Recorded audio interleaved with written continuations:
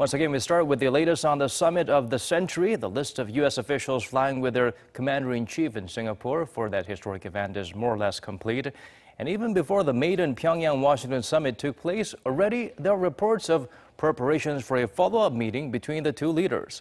Lee Ji-won has our top story.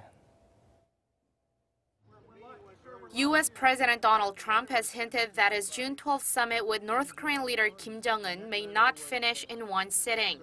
That sentiment seems to be backed up by preparations being made for a second day of talks.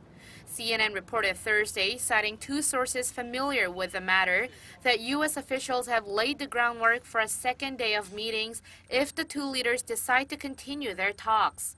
The news network added that a White House spokesman declined to comment on the matter. There's also been reports on the possibility of a second summit.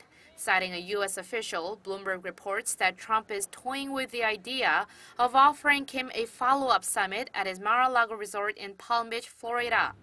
It's said the second summit could even happen in the fall, depending on how the two leaders hit it off at their meeting in Singapore. President Trump had invited other global counterparts to his Mar-a-Lago resort, including Chinese President Xi Jinping and Japanese Prime Minister Shinzo Abe, for a retreat-like summit. Meanwhile, Bloomberg also reported on the list of U.S. officials who will be joining President Trump on Air Force One to Singapore.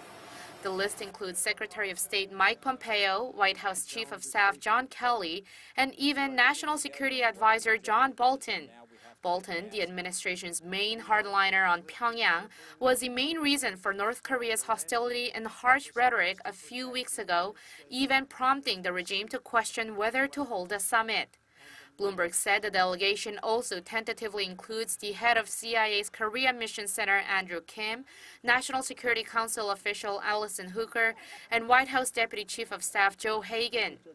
Hooker and Hagan were part of the two teams that have been negotiating with the North at the inter-Korean border village of Panmunjom and in Singapore for the past few days. Bolton's inclusion comes as officials at the State Department believe he controversially suggested North Korea's denuclearization should follow the Libya model to disrupt talks with the regime. Citing multiple sources, CNN reports that Bolton intentionally angered the North to, quote, blow up the summit because he feared the meeting would not end up working in Washington's favor. Those remarks reportedly led to considerable tension between Bolton and Pompeo. However, the National Security Council denies there was any confrontation between the two officials at the heart of Trump's inner circle.